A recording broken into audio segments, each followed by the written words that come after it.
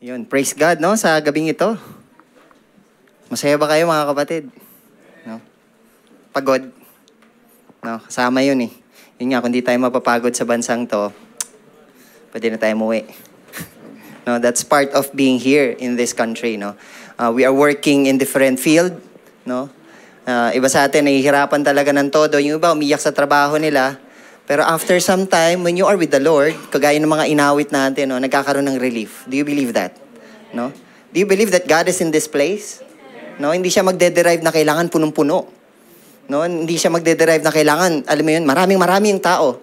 Though it is good, kaya lang sometimes God also works in a group of people, no? Kung in-invite natin yung Holy Spirit, doon siya gagalaw sa buhay natin. No? We know that the Holy Spirit is so gentle. No, hindi siya namimilit. Parang sa atin, no, nung dinala tayo rito, nung una, pinipilit ka pa, and then after some time, nakita mo yung halaga. No? Yun po yun. Every day, we find our lives with purpose. No? We don't just aim something, but then we believe that when we aim something, binibigyan tayo ng purpose ng Lord. And this month, we talk about the Word.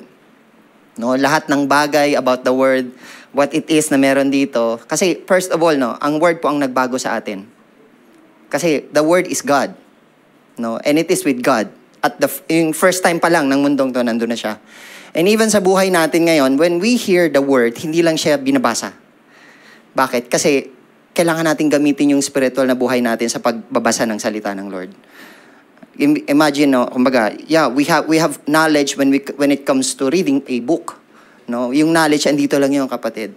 But then when you go to the Bible, hindi binibigay ng Bible sa iyo yung normal mo lang maintindihan. Ang binibigay ng Biblia sa atin, yung nagbabago ng buhay natin. No? Doon gumagalaw ang word. At sa atin, no, every word, kailangan namnamin mo, kapatid. May sasabihin kasi sa siyang special.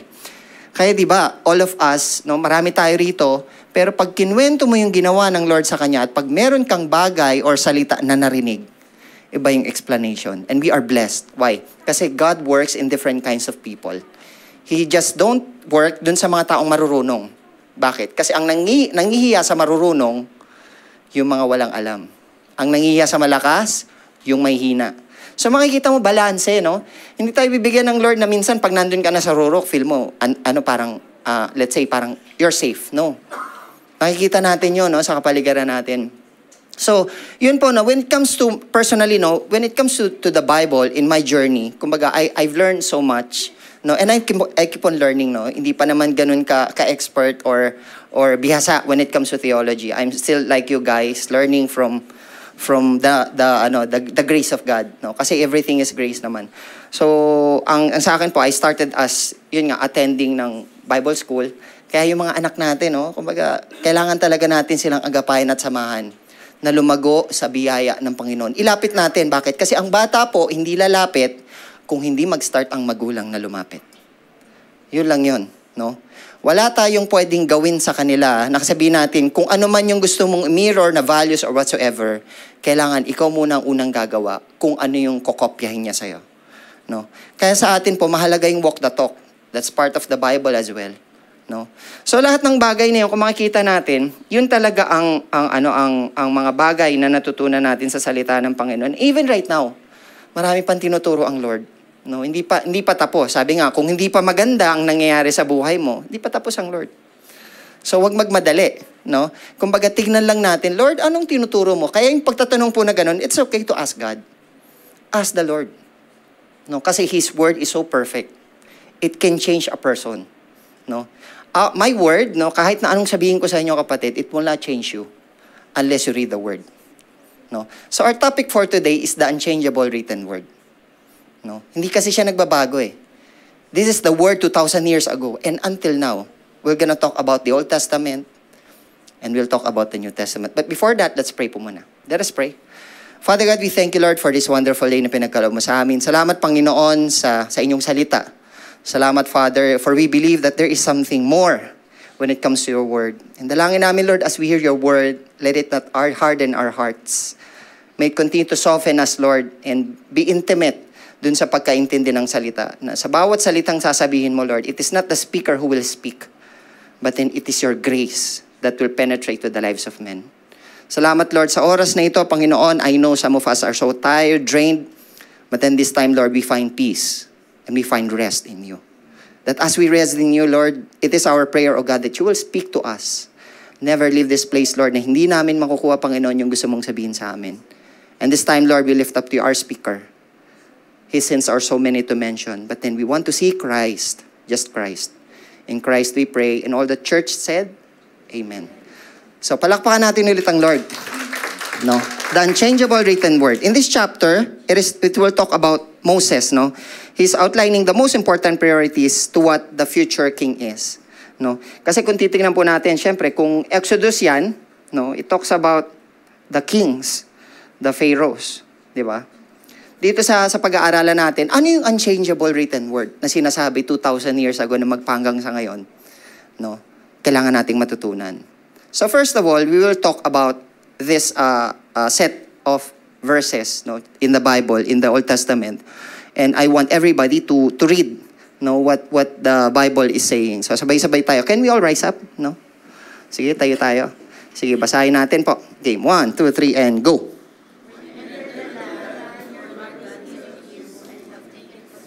Of it and settled in it. And you say, let us set a king over us like all the nations around us.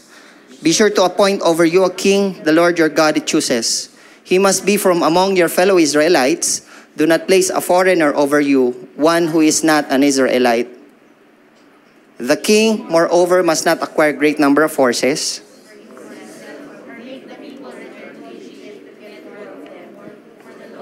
As told you, you are not to go back that way again. He must not take many wives. Will be led astray. He must not accumulate large amounts of silver and gold. So you may be seated po, no? So this time, may mga prescription, no? May mga prescription sa isang hari dun sa binasa natin. There are 5 things an Israel's future king must not do. Kasi, di ba we know, ang king kasi, that time, ang namamahala sa pangkalatan. No? Kumbaga si Lord, meron siyang napupusuan. Pero kasi that time, ang Israelites, matatigas din ang ulo. Meron din silang napupusuan. Parang sa atin po, di ba, sa buhay natin, I know that God wants Him to be the king of our lives. But then sometimes, yung mga nangyari sa buhay natin at yung mga panggulo sa buhay natin, dito sa mundong to, sila ang naipapalit natin doon sa biyaya ng Panginoon. So this time, let's think about, we're not the king, kaya lang this generation kasi meron kang makikita kung anong prescription na sinasabi ko. Number 1, no, sabi rito in Deuteronomy chapter 17 verses 14 to 17, when you enter the land the Lord your God is giving you and have taken possession of it and settled in it, and you say, actually this is the land that the Israelites is taking, the land, the promised land, no? Ngayon syempre sa pagtitik nila, nagbibigay ang Lord ng mga tagapanguna, no? And this time we know, di ba, may mga kings na nag-rise up nung mga panahon na to. And syempre, sa kanila rin, meron din silang sariling kagustuhan. No? Sabi rito, and you say, let us set a king over us like all the nations around us. Kasi dati po, mahalaga ang nations. Bakit? Kasi sa nation, buo. Sila wandering. No? Di ba, they are wandering in the desert? Kasi that time, wala pa silang sariling bansa. Kasi hindi pa sila nakakarating sa lupang pangako. Just imagine mo, kapatid, no, na nandun ka, parang tayo, no? Yeah, we're Filipinos here, right? Pero wala tayo sa sarili nating bansa. Kaya mahirap sa atin yung, alam mo yung wala ka sa sarili mong bansa, though minsan nandun ka sa point na parang, babalik pa ba ako sa sarili kong bansa? No? Lalo na sa mga balitang naririnig natin ngayon. Kaya lang kasi, kapatid, merong pangako ang Panginoon. So this time, we'll go back to the king, no? Ang prescription, ano ba yon? Be sure to appoint over you a king the Lord your God chooses. Si Lord po ang mamimili. He must be from your among fellow Israelites, no? So do not place a foreigner over you, no? Or who is not an Israelite. So kapananampalataya, kasama, no? Fellow nga eh, di ba? Parang hindi tayo pipili ng isang mamumuno na kung saan hindi mo kauri. Mahirap 'yon. Kasi magkakaroon kayo ng problema, no? So yun yung first na let's say, sinasabi ng Panginoon sa kanila, no? For the first prescription, no? He must not be a foreigner. No? Second thing, the king moreover must not acquire great number of horses for himself. Why? Kasi horses means power. Ibig sabihin, kung meron, kasi paghari po, normal yun, may horse yan. Kasi that time, ang horse ang ginagamit niya for traveling, di ba? Ipakikipaglaban.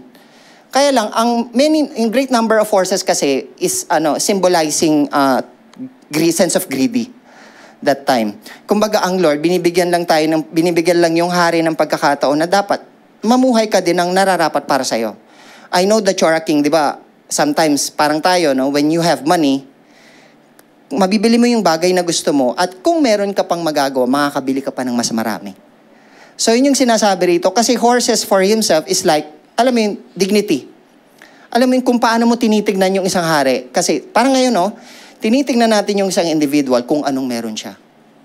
Kung gusto mong masabing mayaman ka, dapat may kotse ka.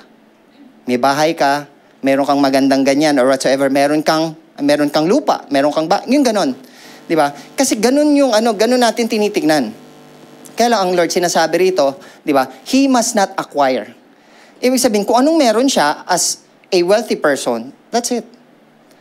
No, nothing more, nothing less, no? So he must not multiply. Ano pa po? He must not cause people to return to Egypt. Ayun yung sabi rito. Or make the people return to Egypt to get more of them. No? Kasi bakit ba? Sa Egypt sila galing, kapatid. Bakit ka babalik sa isang lugar na alam mong minsang hinango ka ng Lord? Parang sa atin din, di ba?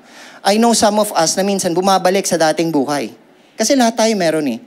And until now, nangungulit pa rin yung dating buhay na yon. Kaya lang sa atin, patuloy lang tayong lumalakad sa biyaya ng Panginoon. Hindi natin kailangang bumalik.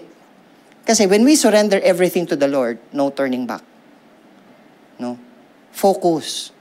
Bakit? Kasi maraming pwedeng ipahayag ang Lord sa'yo na minsan hindi niya na ipapahayag sa'yo ng tama. Bakit? Kasi tumitingin ka sa nakaraan. No? Kaya ang sa atin, press on is important. Bakit? Kasi maraming sasabihin ang Lord sa atin. So it's very personal. No? Sabi rito, to get more of them. For the Lord has told you, you are not to go back that way again.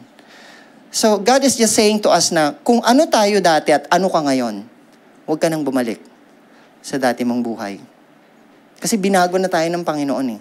No? It is by faith, kapatid. Minsan sinasabi natin, binago na tayo ng Lord, pero walang nakikita yung mga tao sa paligid natin. That's fake news. No? Pag na-receive natin ng Lord, may magbabago sa buhay natin. Hindi pwedeng wala. No? Magkakaroon ka ng interes sa mga tao. Bakit? Kasi alam mo na si Lord, mahal niya ang tao. At alam mo rin na minsan, ganun ka rin. No?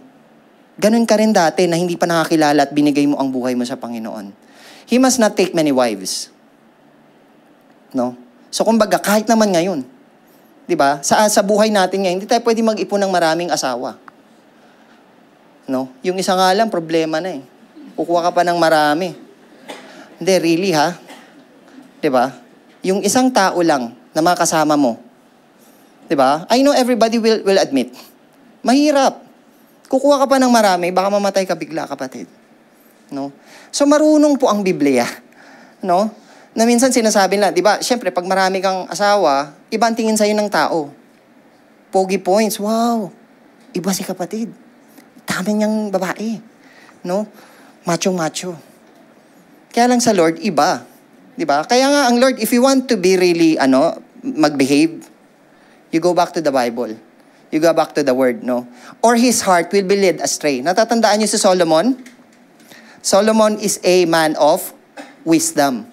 Ilan asawa niya? 700. Ilang concubines? 300. 1,000 all in all. Kinaya niya yun, kapatid. No? Pero itong mga asawa niya ang nagbigay sa kanya ng paglayo sa Panginoon.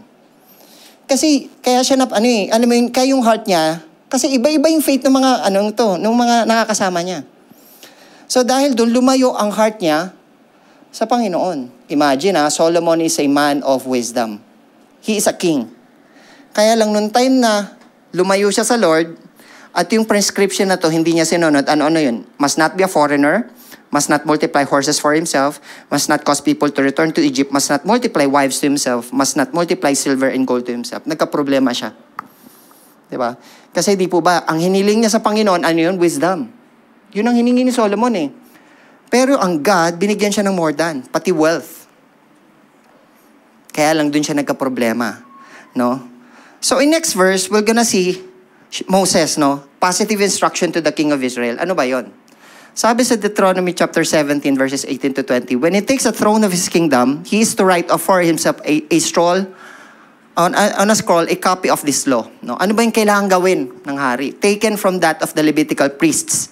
It is to be with him and he is to read it all the days of his life so that he may learn to revere the Lord his God. And follow carefully all the words of this law and these decrees, and not consider himself better than his fellow Israelites, and turn from the law to the right or to the left. Then he and his descendants will reign a long time over his kingdom of Israel. So in these verses, no, makakita po tayo ng 3 commands and 4 blessings associated with God's word. Number 1, ang sabi rito, no, yan, the 3 command to a future king. Number 1, when he takes the throne of his kingdom, he is to write off himself on a scroll a copy of this law, taken from that of the Levitical priests. Ibig sabihin, sa buhay niya mismo, kailangan magkaroon siya ng copy of God's word. Imagine kung gaano kahirap dati, no?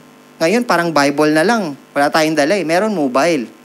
Pero dito, that time, write for himself. Siya ang gagawa. Kasi di ba ang scroll nila dati, yung pen, tsaka yung parchment. Ibig sabihin, gagawa siya ng sarili niya. Ano bang importansya nun? Tandaan nyo kapatid, sa mga nakikinig, pag nagsusulat ka, mas naiintindihan mo. Tama? Si Mami mahilig ito magsulat eh.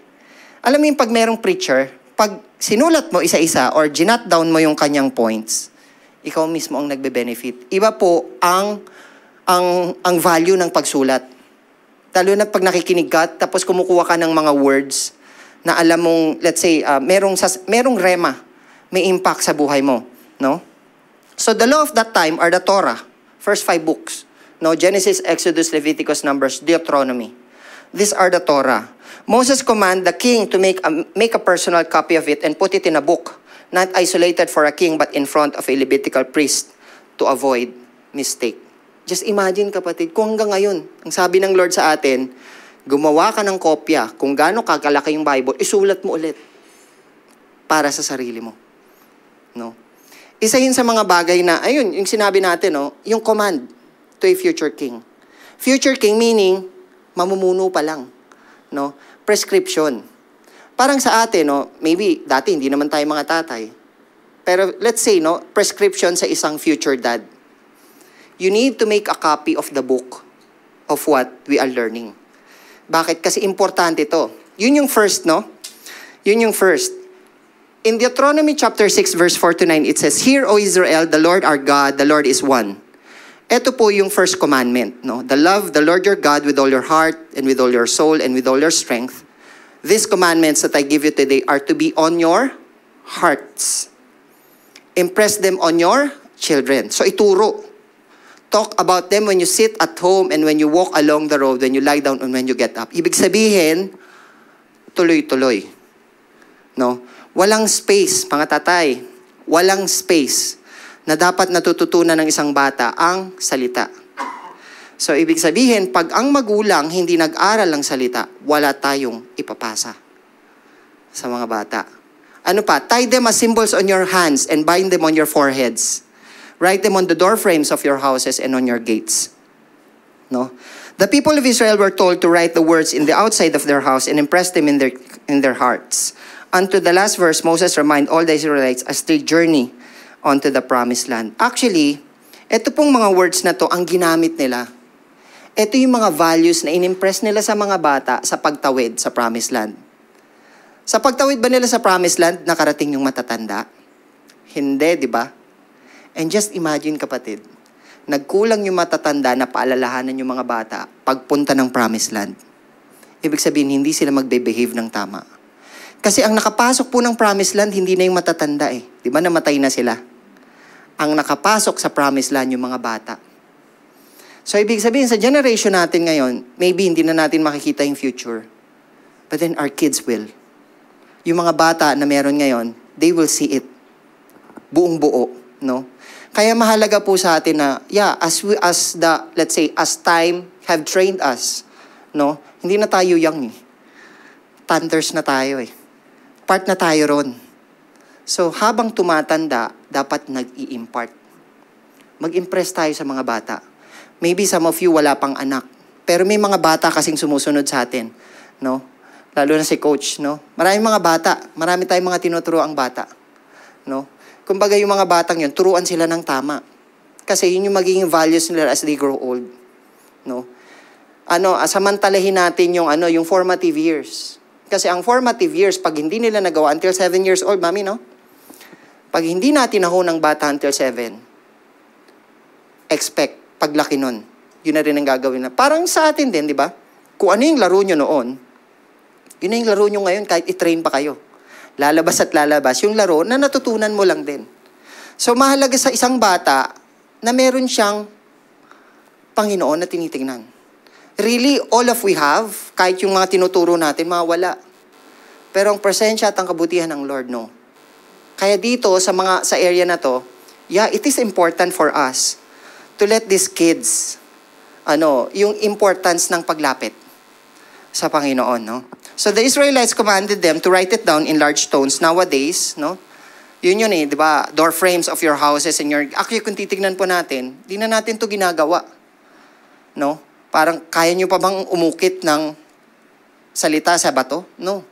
May mga technology na tayo, pwede na nga nating ipunin sa sa cellphone. No. Kumbaga, ang generation natin nagbabago. Pero ang pinagagawa ng Panginoon, ang commandment niya, hindi. Diba? You can still impress it to your children kahit hindi nyo na ginagawa sa bato. Kasi you still have gadgets. No? Kumbaga, sagana po ang pagpapahayag ng Lord kung sino siya noon at kung sino siya ngayon. And pansinin nyo, no? Ang biyaya ng Lord hindi nagbago noon. Magpahanggang sa ngayon. Kung sino siya noon kay Abraham, ganun din siya sa buhay mo ngayon. So, kung paano natin naangkinin yung buhay na binibigay sa atin ng Panginoon, magmamatter po yun sa sarili nating pananampalataya. No? Kaya nga, di ba, ang paglapit sa Lord is personal. Hindi ka kailangang ilapit eh.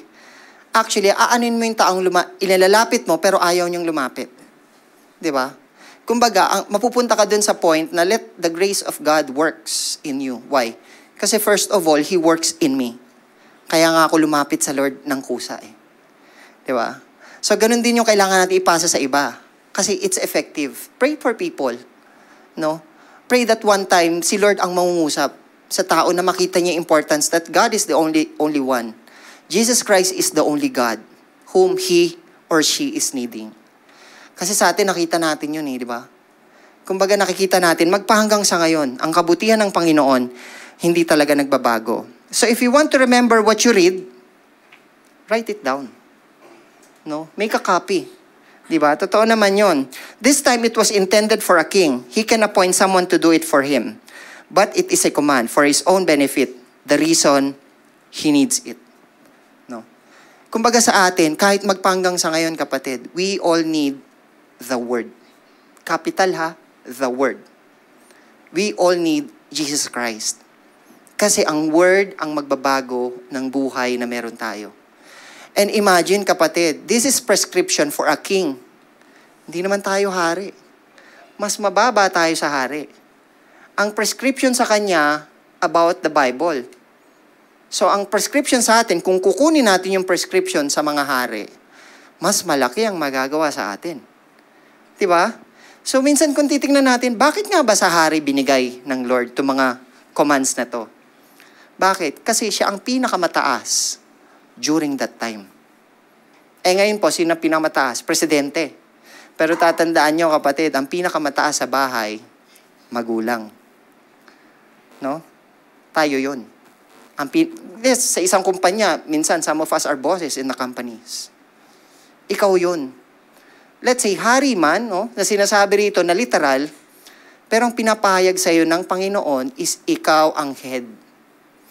Hindi ka gagawing tail ng Panginoon. When you are with the Lord, you are always the head. Bakit? Kasi you will set an example for others to follow. Ganun ang sineset sa atin ng Lord. Kaya huwag niyong tignan ng sarili niyong maliit lang. Kasi kung anong tingin mo sa sarili mo, magiging ganun ka rin. Dapat tignan natin ang sarili natin as an overcomer in Christ Jesus. No, that whatever happens, Lord, I know I can do this. Because it is not by might, nor by strength, but by the power that is living in me. No? Yung mga ganung salita, kailangan natin yun. No? So when you have crossed, no, in Deuteronomy chapter 27, verses 2 to 3, When you have crossed the Jordan into the land, Lord your God is giving you, set up some large stones and coat them with plaster. Write on them all the words of this law when you have crossed over to enter the land the Lord your God is giving you.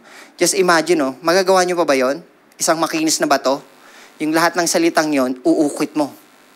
No? Siguro hindi natin alam anong ginagamit nila ron, pero hirap yun, kapatid. No? So ganun kahirap ang buhay noon. Sa atin, hindi. Pindot na lang, may letter ka na.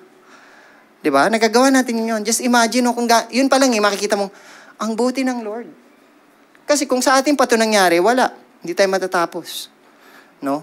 So sabi ron, write on them all the words of this law when you have crossed over to enter the land the Lord your God is giving you. A land flowing with milk and honey, just as the Lord, the God of your ancestors, promised you. So may pangako sa kanila. Sa kanila yun. Actually, pwede na nga nating sabihin na, hindi na ito obra sa atin ngayon. Kasi sa Deuteronomy ito, kaila Moses pa ito eh. Wala na si Moses ngayon. Pero kapatid, ang word kasi is very applicable for all generations. Kung anong pangako ng Lord kay Isaac, Abraham, Moses, and Jacob, same promise na ibinibigay niya sa atin at ini-impute niya sa ating kaisipan. And it is very beneficial for us to follow those commands. Kahit ano pa. No? Kasi yun ang pangako ng Panginoon eh. No? So, hindi nagtatapos sa generation na yon. So, number 2, ang sabi rito, no? Punta tayo sa verse 19, it is to be with Him. Una, kailangan may copy. Gawa ka ng copy para sa sarili mo.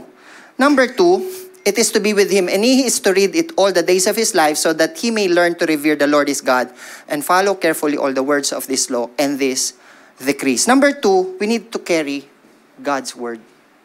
Kailangan bitbitin. Ano ba yan, Pastor? Kailangan mayroon akong Bible palagi? No. Kasi, you are an open Bible for someone to read. Diba? Pansinin yung mga tao. Kahit wag kang magbukas ng Bible, kapatid. Kung sino ka, sasabihin nila kung ano ka. Hindi mo kailangan magbukas ng Biblia. Ikaw mismo, kung paano mo ipepresent yung sarili mo sa kanila at paano ka nabubuhay, sasabihin nila kung sino ka. Kaya sa atin po, mahalaga ang kaibigan. But then we need to make it sure that the friends you have is the same that is passionate to love the Lord with all your heart, soul, and mind. Kasi kung hindi ganun ang thinking, kapatid, pupunta ka pa rin dun sa point na minsan you want to satisfy na pansarili lang. No? Lahat puro sa akin lang. Pero pag nandun ka sa point na you're carrying God's Word, nagbabago po ang setup ng paglakad natin sa Panginoon. In verse 20, sabi ron, no? Itutuloy natin sa 19, no? It is to be with Him, and He is to read it all the days of His life, so that He may learn to revere the Lord your His God and follow carefully all the words of this law and these decrees, no? So dito makikita natin yung kailangan basahin, no? Hindi lang yung nasayo, but then you also need to read it. Kasi aanuin mo isang libro kung hindi mo naman din binabasa. Diba? Sino ba rito mga nag-ipon lang ng libro, pero hindi naman natapos? Kami mahilig kang bumili ng libro eh. Pero parang intro lang din yung nababasa, tapos pagdating dito, nakatambak na lang din after some time. Kaya lang, kung babasahin kasi natin ang libro, kasi iba yung taong natututo ring magbasa eh. Bakit? Ikaw mismo ang nagbe-benefit. No? Kaya kung libro at libro lang, let's read the Word.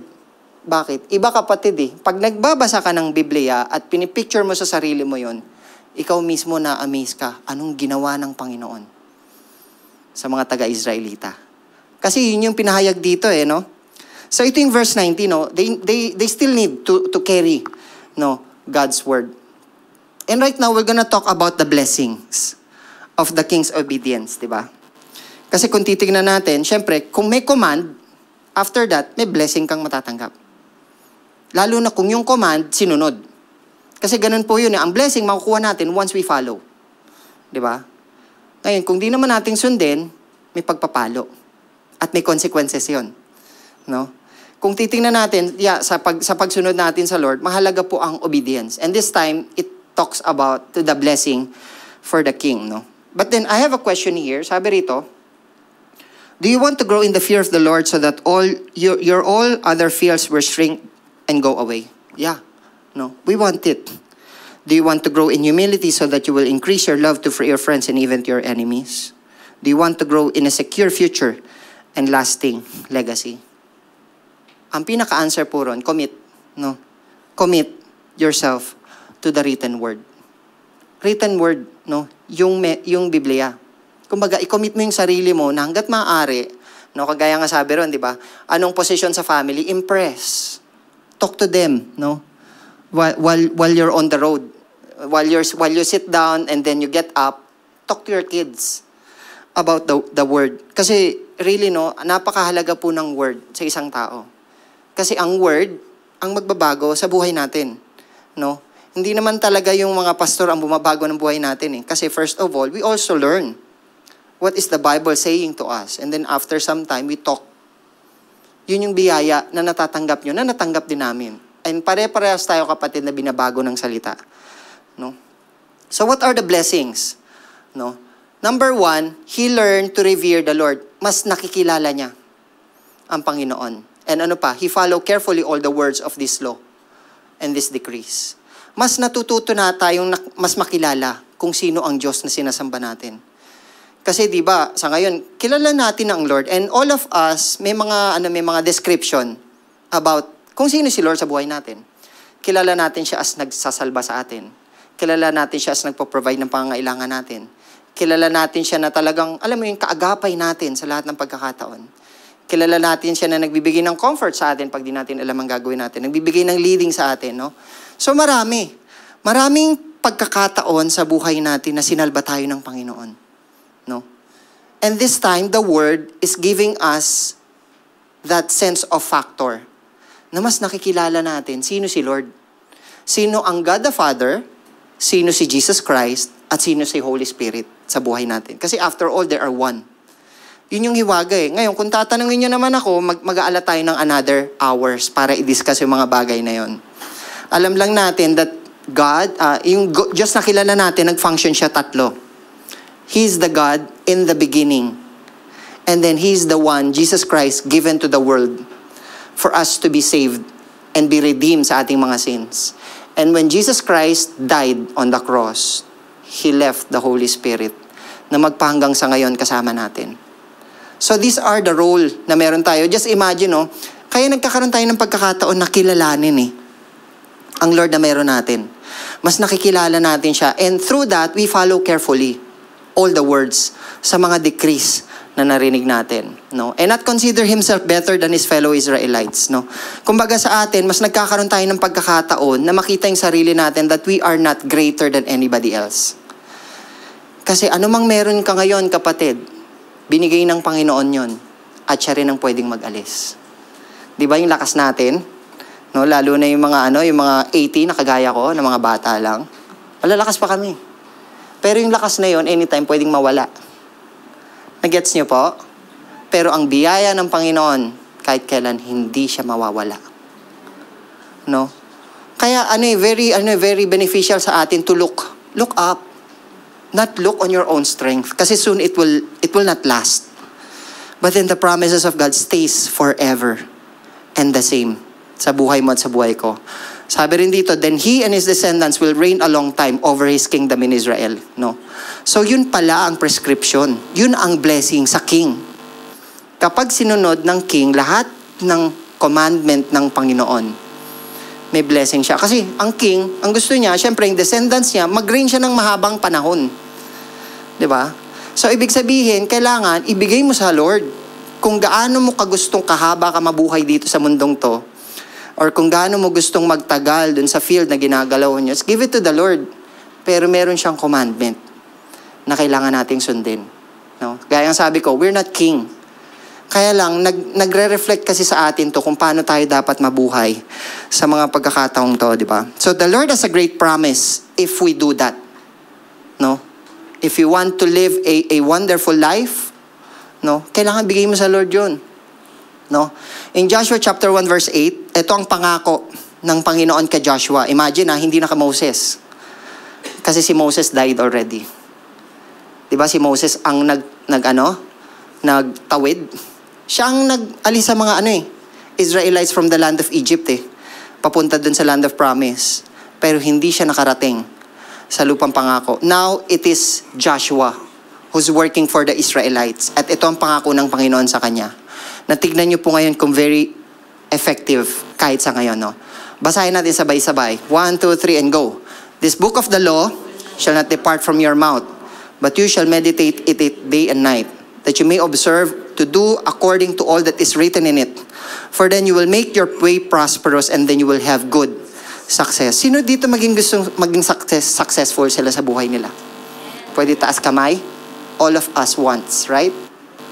Ito po ang sinasabi ng Panginoon. If you want to be successful, let this book of the law not depart from your mouth, but then meditate on it day and night.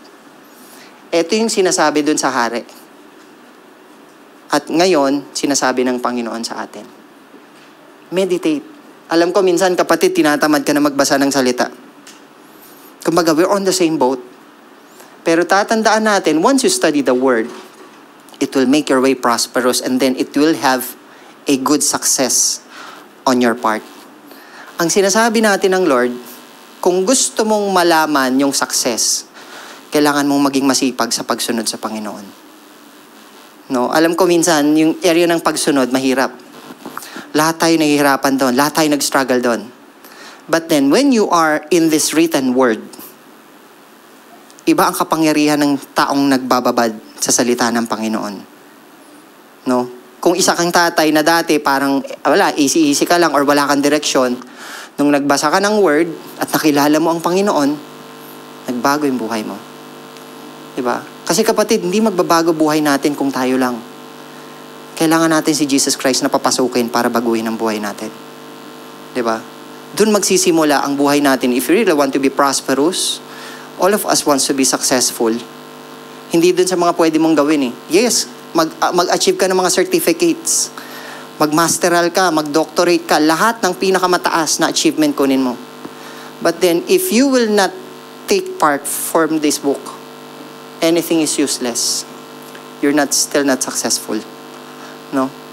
So, kumbaga, binibigyan tayo ng Lord, yung, alam mo yun, when you meditate kasi sa Lord, nakikita mo yung kahalagahan, kung ano yung magmamatter sa dulo.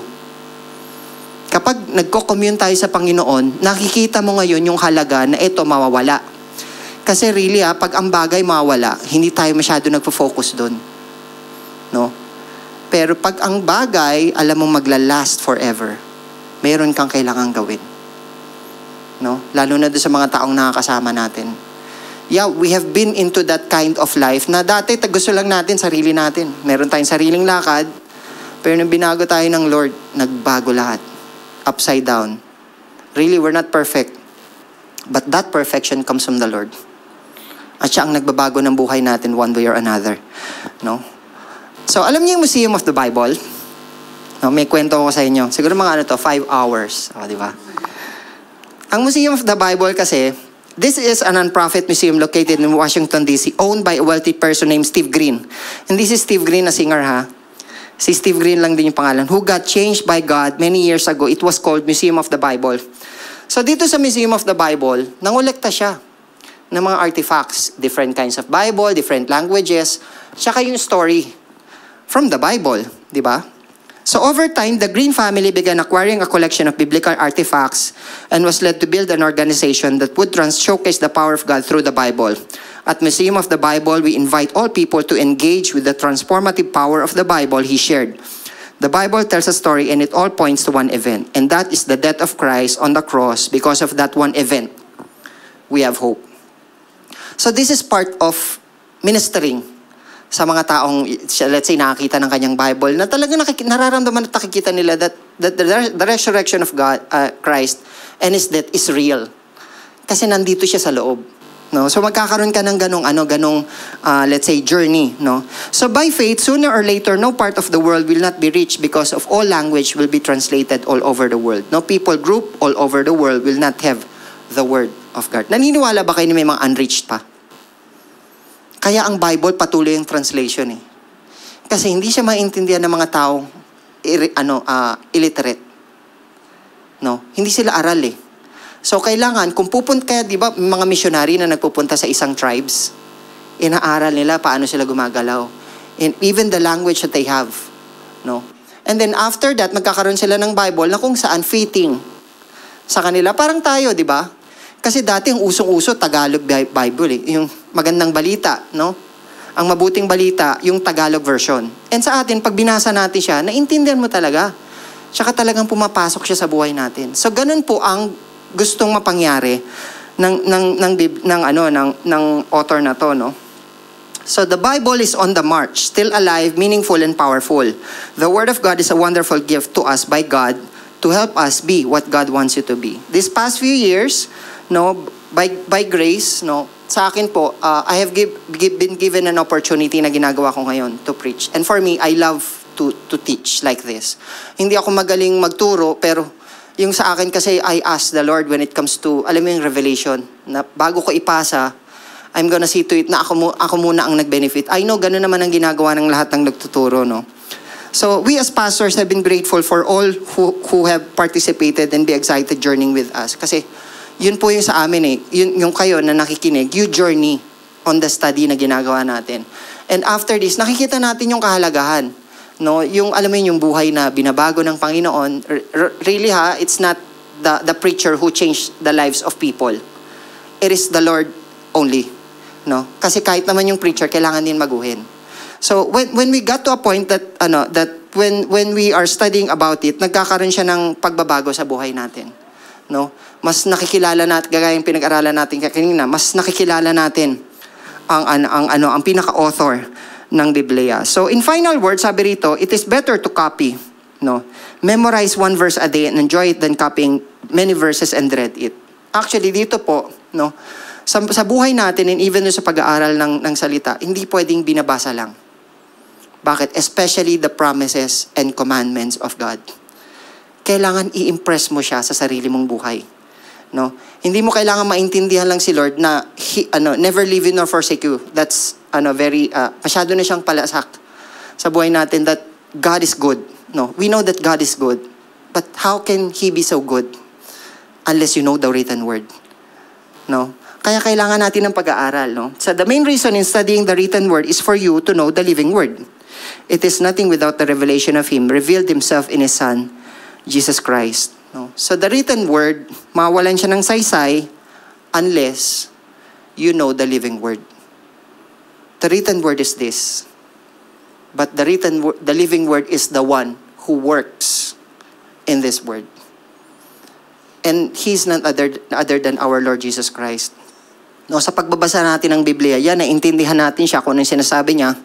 Pero we need also to know that the written word is for our benefit to know the living word better. Diba? Beneficial sa atin ang written word. Kaya ang Biblia na to, kapatid, no, gusto mo makilala ang Lord, kung sino siya sa buhay mo, you go back to the written word. No? Meron pang isang kwento, no? Dito po ako magtatapos. There is an actor who was known for his readings and recitations for the classics. He always ended his performance with a dramatic recital of Psalm 23. No? Each night, without exception, the actor began his recitation, "The Lord is my shepherd, I shall not want." Yun po yung Psalms chapter 23. The crowd would listen attentively and then rise with thunderous applause in appreciation of the actor's ability to bring the psalm to life. Ibig sabihin, pag nagsasalita siya, nakakatayo ng balahibo. Kaya lahat sila, pag nag-perform, mapapatayo. Standing ovation. Palakpakan. Yun yung ginagawa niya palagi nitong actor na to. One night, just before the actor was to offer his customary recital of Psalm chapter 23, a young man from the audience spoke up, "Sir, would you mind if tonight I recite Psalm 23? So meron somebody from the audience, "Bata, okay lang po ba na yung ginagawa nyo ako magre-recite?" So the actor was surprised by this unusual request. However, he invited the young man to come into the stage to recite the psalm, curious to see how the ability of this youth weighed against his own talent. Siyempre, curious siyempre, tagal niya na ginagawa yun eh. Sige nga, tignan ko nga kung gaano kakagaling. So na-challenge siya. Softly, the young man began to recite the words of the psalm. When he was finished, there was no applause. Walang palakpak. There was no standing ovation as on other nights. All that could be heard was the sound of weeping. The audience had been so moved by the youth's recitation that every eye was tearful. Amazed by what he had experienced, the actor queried. Nagtanong siya, I don't understand. Di ko maintindihan. I have been performing Psalms chapter 23 for years. I have a lifetime of experience and training, but I have never been able to move an audience as you have tonight. Tell me, what is your secret? So sinabi ng bata, the young man humbly replied, well, sir, you know the psalm and have reached the ears and eyes, but I know the shepherd that reach your heart. No? That the only thing for us to be changed is maabot ng shepherd na pinag-aaralan natin. Parang ganito rin naman po yan di ba? Yeah, we know the written word, but once the living word is not presented sa ginagawa natin, hindi po siya mawala ng saysay. Parang sa mga ginagawa rin natin, kapatid, kung nagtatrabaho ka, nagtuturo ka, let's say, tatay ka ng isang pamilya or nagpapaka-parent ka, mawalan siya ng saysay kung hindi makikita sa iyo ang biyaya ng Panginoon. Diba? It's very beneficial for us to always see what God is doing in our lives. Kasi siya ay magbabago Kaya, kailangan talaga nating tanggapin ang Panginoon. Bakit? Kasi siya ang magbibigay ng buhay sa sarili natin sa lahat ng oras at pagkakataon. So this book will get you to know the shepherd, the written word embedded in your heart, the living word embedded in your heart. Discover the written word, what it can do to your heart. So why the written word unchangeable? It is because of the living word. And that is none other than our Lord Jesus Christ. No? Ang Biblia kaya naging mahalaga dahil sa Panginoon. Diba? Kasi kung wala naman talaga si Jesus Christ, mawala ng saysay ang pagbabasa natin. Parang storya lang siya ng buhay. Pero kasi may namatay na nagbigay sa atin ng buhay. Na magpanggang sa ngayon, sa kapatid, siguro ang dami nangyayari sa buhay mo, minsan di mo na kaya. Pero bakit until now, God is still, let's say, encouraging you and sustaining you sa lahat ng pagkakataon. Minsan walang-wala na talaga Pero magugulat ka na lang. Andito ka pa rin, no? Yung same reklamo mo 30 years ago, hanggang ngayon, reklamo mo pa rin siya. Pero ang Lord, sinusustain ka pa rin. No? So doon natin makikita yung living word that He is always working sa buhay natin. No? So wag tayong manawa na lumapit. No? Kung meron kayong mga concern sa buhay nyo, just go back to the word. No? So why the written word unchangeable? It is because of the living word. And that is none other than si Jesus Christ. Why? Kasi He's the same yesterday, today, and forevermore. Diba? Hindi nagbabago ang biyaya ng Panginoon. Nagbabago ka, kapatid. Pero ang Lord hindi. Ang mga tao sa kapaligiran mo nagbabago. Ngayon close kayo, after some time iba na. Kasi ganun ang tao. Pero ang pag-ibig ng Panginoon, nung namatay siya sa cross of Calvary, hindi niya yung binawi sa'yo. No? But then magpanggang sa ngayon, ang sustenance ng Lord is nandun pa din. Diba? Kaya kung hindi mo na kaya ngayon, go back to the living word. God knows what He's doing and He's always in control. Amen? Let us all rise up. And let us pray. Father God, we thank you, Lord, for this wonderful day na pinagkaloob mo sa amin. Salamat, Lord. Salamat sa written word. Indeed, Lord, hindi namin pwedeng tanggihan, Panginoon, or let's say, kalimutan kung ano man meron sa Biblia sa pagkakataong ito. But then as we open the Word, Father, we believe that you are there. And through that, Lord, we believe that it will change our lives from glory to glory. Lord, maraming salamat, Panginoon, for indeed, hindi din aksidente, Lord, na narinig namin ang mga salita mo. But then we know in some way, O God, it penetrates the hearts of men. It is not the words that comes from the speaker, but then as always, Lord, Ikaw ang unang nagbago ng buhay namin, Panginoon. Kung sino kami ngayon, we cannot boast of anything or everything unless we go back to the living word. Thank you, Father, for changing us. Salamat, Panginoon, dahil binigyan mo kami ng buhay. And until now, Lord, salamat kung paano mo kami sinusustain. Minsan, Lord, some of us are so drained, tired. But then this time, Lord, as we find you and hear the word, everything is relieved in our hearts. We find peace.